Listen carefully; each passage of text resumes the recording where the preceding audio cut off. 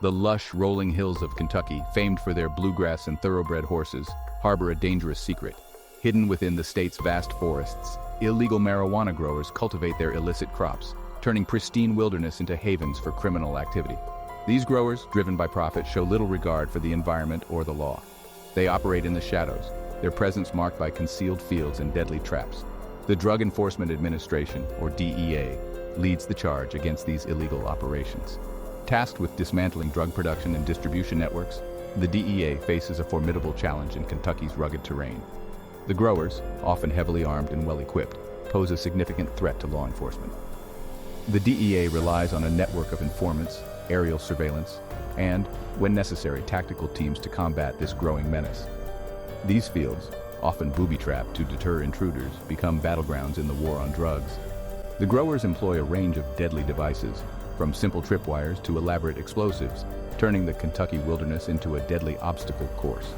The most common and feared trap remains the bear trap. Its cruel jaws, capable of snapping bones with ease, serve as a grim reminder of the high stakes involved in this illicit trade. The DEA, recognizing the dangers posed by these operations, frequently collaborates with other agencies. Military units, with their specialized training and expertise in navigating hostile environments, provide invaluable support to the DEA. Army Green Berets, renowned for their combat skills and ability to neutralize threats, often find themselves on the front lines of this clandestine war, dismantling traps and providing fire support during raids.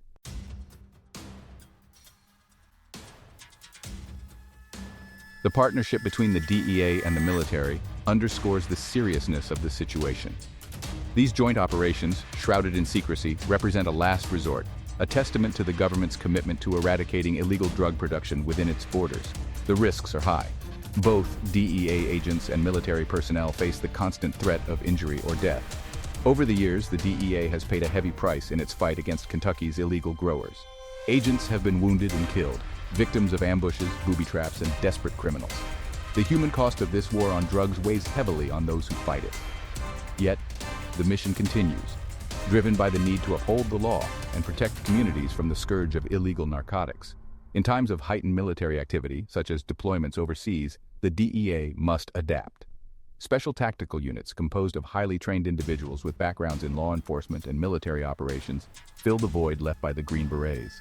These units, often operating in remote and dangerous locations, represent the tip of the spear in the DEA's ongoing battle.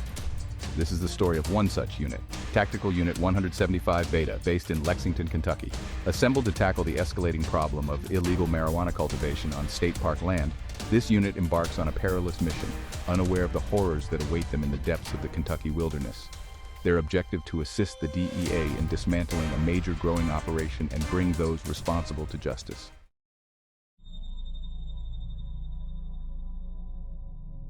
Private Strong gripped the steering wheel, his knuckles white in the fading light.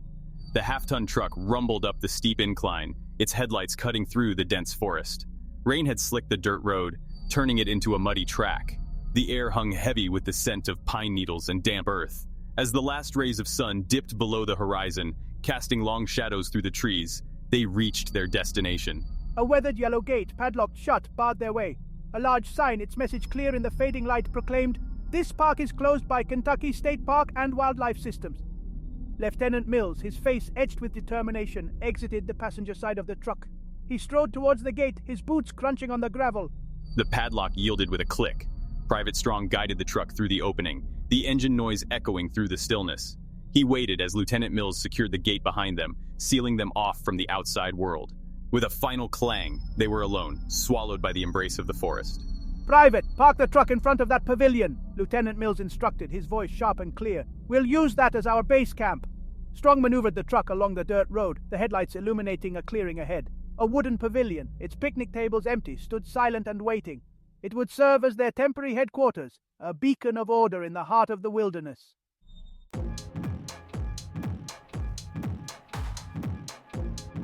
The men of Tactical Unit 175 Beta moved with practiced efficiency, unloading gear and setting up camp.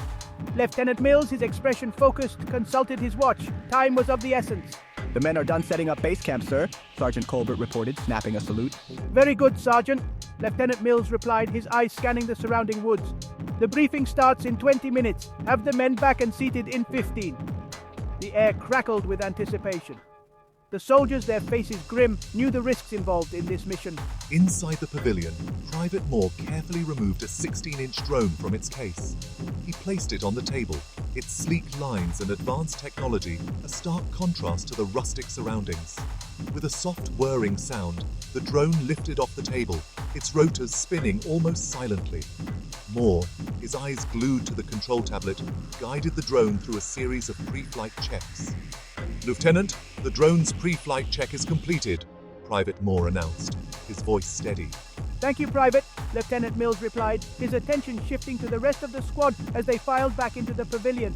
He picked up 2 tablets, their screens glowing with maps and data, and handed them to Sergeant Colbert and Corporal Carmen. "You can access the drone cameras by pressing the drone icon on your tablet," he explained, demonstrating on Corporal Carmez's tablet.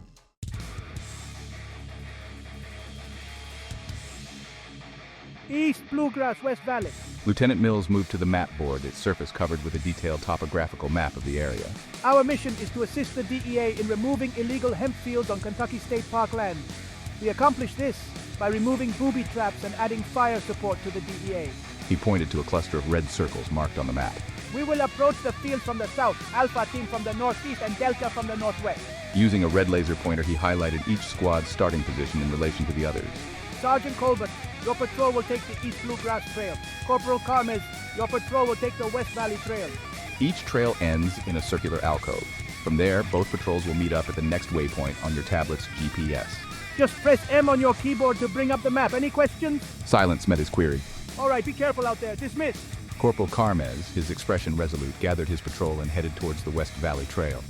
The forest welcomed them with open arms, its darkness deepening as they left the safety of the pavilion behind. The sounds of the night surrounded them, the chirping of crickets, the rustle of leaves, the distant hoot of an owl.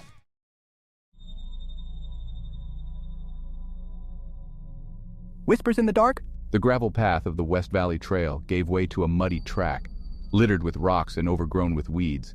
The trail, neglected since the park's closure, had become treacherous. Erosion had carved deep ruts into the earth, making the going slow and difficult. The men relied on each other, their movements synchronized as they navigated the uneven terrain.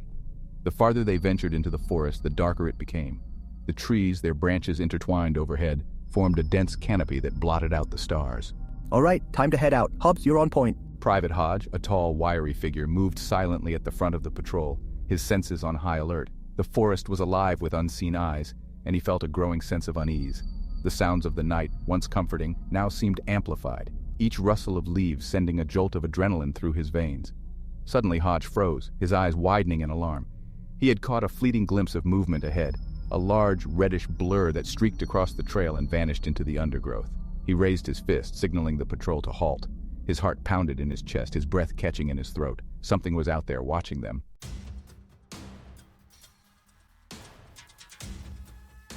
The drone's last stand, Hobbs. What did you see? Corporal Carmez whispered, his hand resting on the butt of his rifle as he moved up beside his point man. I saw a big red blur streak across the trail about 150 meters ahead. Private Hobbs replied, his voice tight with tension. He glanced at Corporal Diaz, his eyes questioning. It was probably just a deer. Private Davies suggested, his tone attempting to sound casual, but the tremor in his voice betrayed his apprehension. It didn't move like a deer. Private Hobbs insisted, his gaze fixed on the spot where he had seen the mysterious figure disappear. Perhaps it was a bear. Corporal Carmez offered, his mind racing through the possibilities. Could have been, but it looked more like someone running.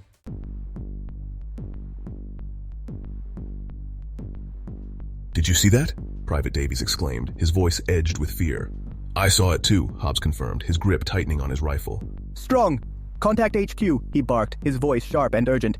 We need an eye in the sky out here. We have movement 500 feet east of our position. Private Strong, his face illuminated by the faint glow of his radio, acknowledged the order with a curt nod. Beta 2 to base camp, he spoke into the receiver, his voice calm and professional despite the escalating tension. Base camp to Beta 2, go ahead, came the reply, the voice of Private Barnes crackling through the static. We have verified movement in our vicinity, 150 meters east of our position, Strong reported, relaying the information as concisely as possible, requesting an eye in the sky.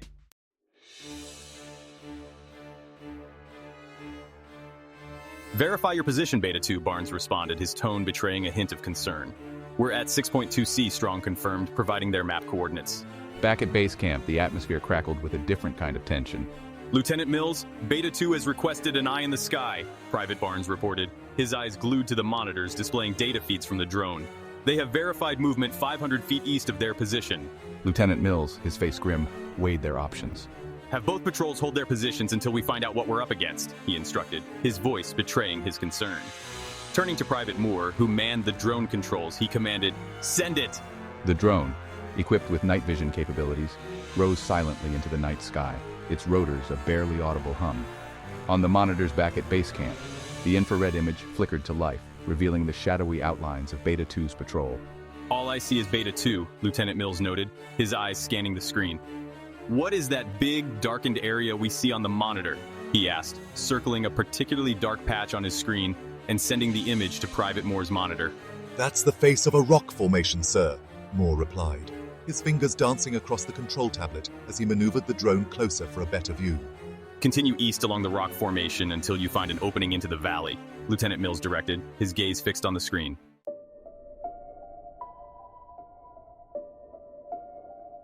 The drone, a silent sentinel in the night sky, obeyed its programming, gliding effortlessly over the darkened landscape. It followed the ridgeline, its cameras searching for a break in the dense foliage, a way into the valley beyond. What's that red spot to the left of that foliage? Lieutenant Mills asked, his sharp eyes catching a subtle anomaly on the screen. He highlighted it on his monitor, sending the image to Private Moore. Moore, his brow furrowed in concentration, zoomed in on the image. Looks like something hiding behind the rock, he observed, his voice betraying a hint of uncertainty. Go check it out, Lieutenant Mills ordered, his curiosity piqued. Moore, his fingers nimble on the controls, carefully guided the drone closer, maneuvering it through the trees and undergrowth towards the rock formation. Almost there, sir, Moore announced, his voice tense with anticipation. But before he could maneuver the drone into a position for a clear view, the screen went blank. The humming of the rotors ceased abruptly, plunging the command center into an unsettling silence. What happened? Lieutenant Mills barked, his voice sharp with concern. We lost it, sir, Moore exclaimed, his eyes darting across the multiple screens in front of him.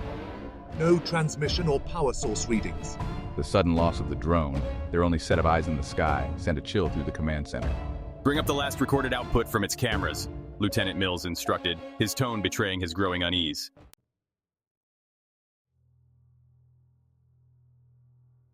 Private Moore, his fingers flying across the keyboard, quickly accessed the drone's data logs. He brought up the last recorded images from both the flight camera and the belly camera, displaying them side by side on the main screen for Lieutenant Mills to review.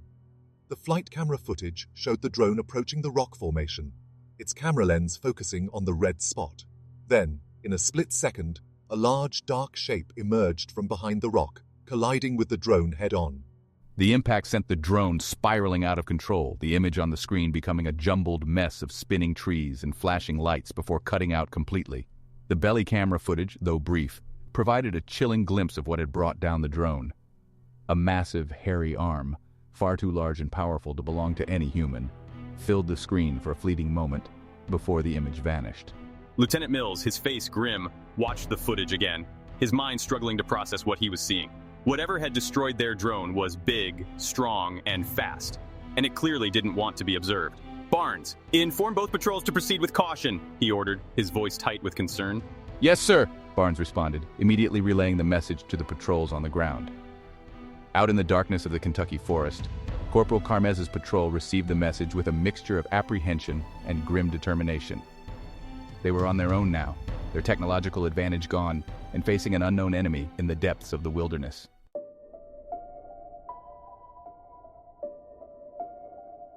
Beta 2 to base camp, go ahead, Private Strong replied, his hand hovering over his rifle as he scanned the surrounding woods.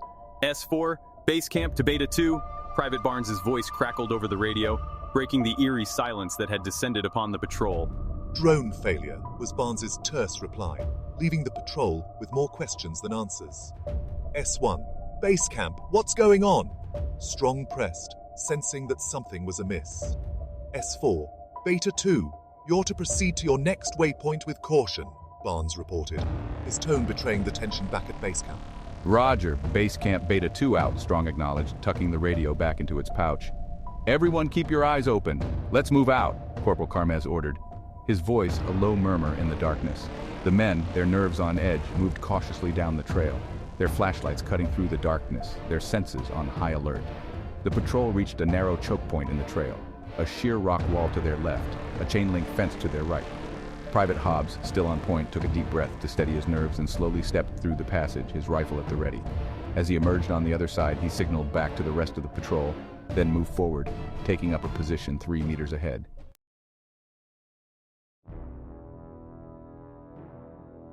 Private Davies followed Hobbs through the narrow passage, his boots crunching on the loose gravel, his eyes darting back and forth, searching for any sign of movement. Private Strong, his burly frame a reassuring presence, brought up the rear, his hand resting on the butt of his rifle.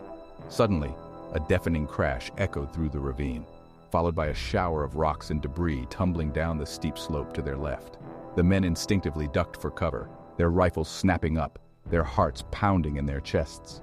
Before anyone could react, a massive boulder, dislodged from the cliff face above, came hurtling down towards them. "Look out!" Corporal Carmes yelled, his warning lost in the roar of the falling rock. Private Davies, caught in the open, had nowhere to go. He could only watch in horror as the boulder slammed into Private Strong, the impact throwing the larger man backwards as if he were a rag doll. Strong, his body flung through the air, crashed through the chain-link fence with a sickening crunch of metal and bone. He disappeared from view, swallowed by the thick white mist that swirled at the bottom of the ravine.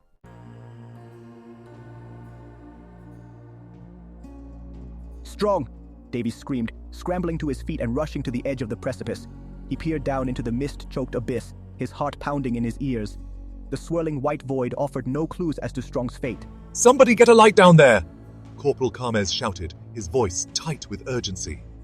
The men scrambled for their flashlights, their beams cutting through the darkness, but the mist swallowed the light, offering no glimpse of the ravine floor below.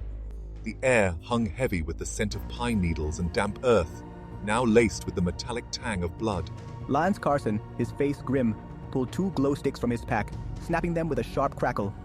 He tossed them into the abyss, watching as they arced through the air, their eerie green lights swallowed by the mist before they hit the ground.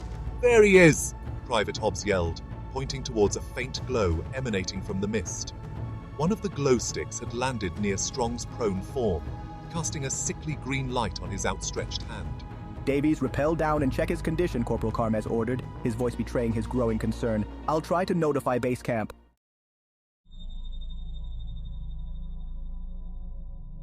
"Ed, I need you to drive these spikes nice and deep," Corporal Diaz instructed, handing Private Ed Carson 2 extra-long rappelling spikes. "Will do, Corporal," Ed replied, his jaw set with grim determination as he hammered the spikes into the soft earth near the edge of the ravine.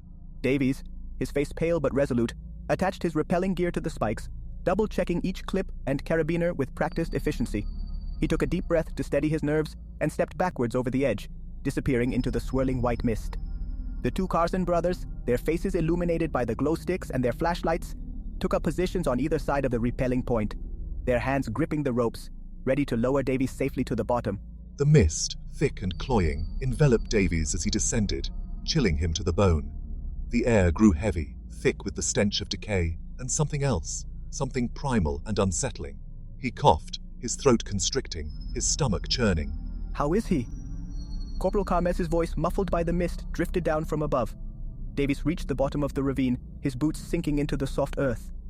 He unclipped from the rope and stumbled towards Strong's unmoving form, his stomach clenching at what he saw in the eerie green light of the glow stick.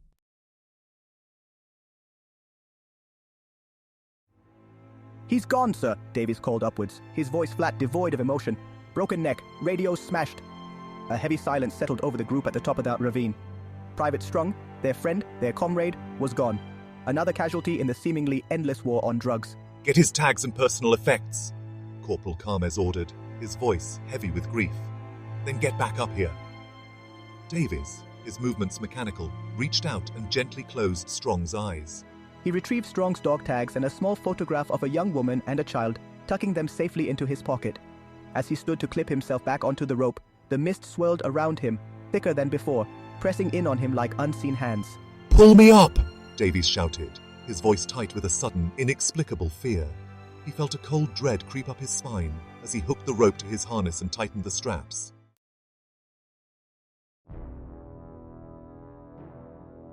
"All all right, Ed Carson shouted back, his voice reassuringly close.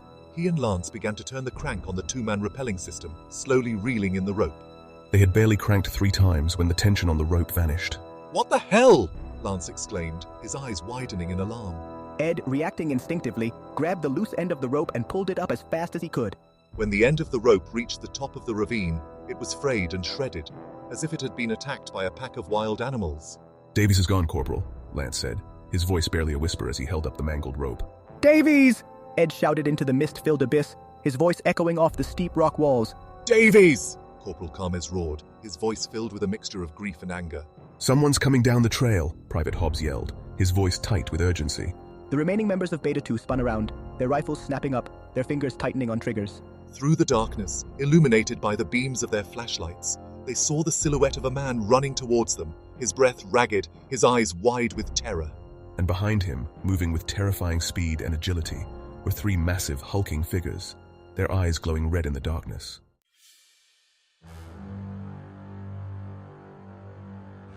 The man, his clothes torn and bloodied, stumbled into the pool of light cast by the soldiers' flashlights. His face, contorted in a mask of terror, was barely recognizable as human. He gasped for air, his chest heaving, his words tumbling out in a torrent of panicked gibberish. The soldiers, their fingers hovering over their triggers, watched in stunned silence as the 3 hulking figures closed in on the fleeing man. They moved with a speed and agility that belied their size, their long arms pumping, their heavy footsteps thudding against the soft earth. What in the hell? Private Hobbs whispered, his eyes wide with disbelief. The lead creature, its massive head lowered, slammed into the fleeing man, lifting him off his feet and tossing him aside like a rag doll. The man's screams were cut short as he disappeared into the darkness, the sickening crunch of bone echoing through the night. Take the shot, Corporal Carmes roared, his voice snapping the soldiers out of their stunned silence. Lance Carson, his eye glued to the scope of his sniper rifle, had already acquired the target. He centered the crosshairs on the creature's chest, his finger tightening on the trigger.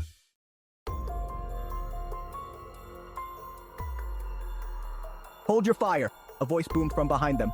The soldiers, startled, spun around to see a group of heavily armed soldiers, their faces grim, their camouflage uniforms blending into the surrounding forest, emerge from the darkness.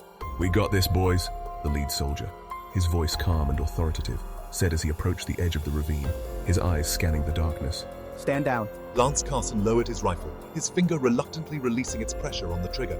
He watched as the lead soldier, a tall, imposing figure with a Special Forces patch on his shoulder, stepped closer to the edge of the ravine, a high-powered flashlight gripped in his hand. The beam of the flashlight cut through the darkness, illuminating the 3 creatures as they feasted on the remains of their victim. The soldiers gasped, their eyes widening in horror at what they saw.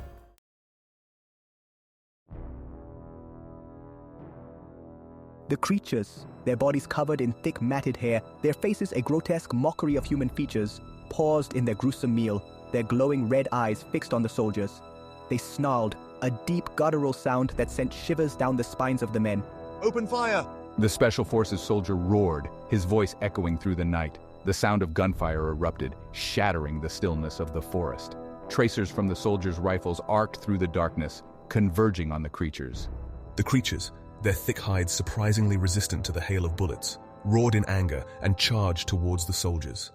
One of the creatures, its massive arms swinging, slammed into a soldier, sending him flying through the air. Ed, light him up. Corporal Carmes yelled, his voice barely audible above the din of battle. Ed Carson, his face grim, hefted his Gatling gun into position, the heavy weapon spitting fire and fury as he unleashed a torrent of lead towards the oncoming creatures.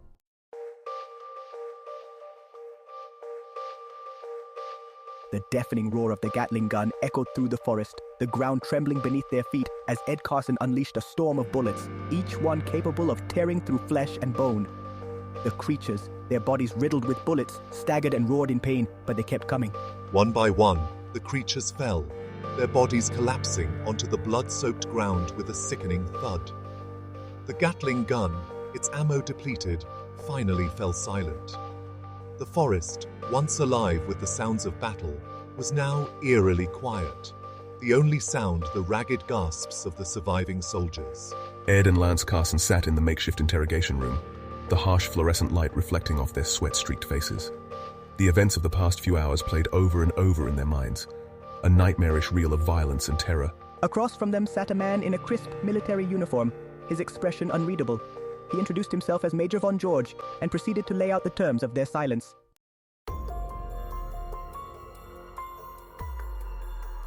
What you witnessed tonight, Major Von George began, his voice low and measured, was an anomaly, a breach in our national security.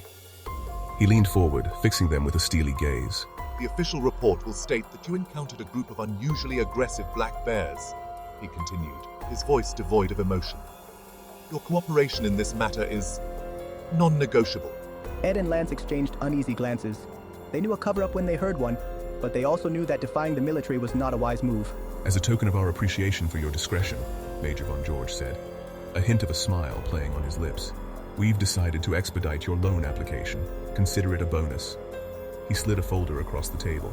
Congratulations, gentlemen. Carson Brothers Landscaping is officially in business.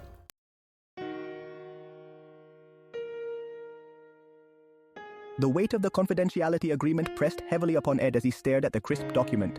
The words swam before his eyes, each sentence a stark reminder of the horrors they had witnessed that night. He glanced at Lance, who sat beside him, his face pale and drawn in the harsh fluorescent light of the interrogation room. Lance, usually the more impulsive of the two, remained unusually quiet, his gaze fixed on the document in front of him. Ed knew his brother well enough to sense the turmoil brewing beneath his quiet exterior. They had stared death in the face together, fought side by side against creatures that defied explanation, and now they were being asked to pretend it never happened. A low chuckle escaped Ed's lips, a humorless sound that seemed to echo strangely in the small, sterile room. Rabid black bears, he muttered under his breath, shaking his head in disbelief. Right. He picked up the pen, the plastic feeling cold and impersonal against his calloused fingers. With a shaky hand, he signed his name on the dotted line, the ink seeming to bind him to a pact forged in blood and secrecy. Beside him, Lance followed suit, his signature firm and resolute, but Ed noticed a slight tremor in his brother's hand as he set the pen down. The silence in the room stretched, thick with unspoken words and haunting memories. They had survived the night, but the encounter in the Kentucky wilderness had left an indelible mark on their souls, a chilling reminder that some truths are best left buried in the shadows.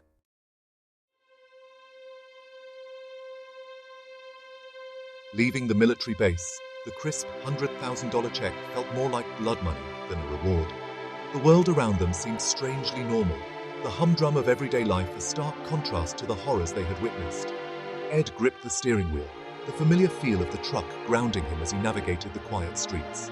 Beside him, Lance stared out the window, his reflection lost in the darkness. You think anyone will believe us? Lance finally asked, his voice barely a whisper. Ed hesitated, his gaze flickering to his brother's reflection in the side mirror. Does it matter? He countered, his voice devoid of its usual confidence. They had their loan, a chance to build their dream, a future secured by their silence, but at what cost? The memory of those glowing red eyes, the blood-chilling snarls, the raw primal fear that had gripped them in the darkness of the ravine, lingered like a phantom limb. The official story, the convenient explanation of rabid black bears, rang hollow in their ears. They had stepped into a conspiracy deeper than they could have ever imagined, a world where the lines between truth and fiction blurred, where the impossible lurked just beyond the veil of reality. As they drove towards the rising sun, a seed of doubt had been planted, a nagging suspicion that their encounter in the Kentucky wilderness was not over, that some secrets refused to stay buried.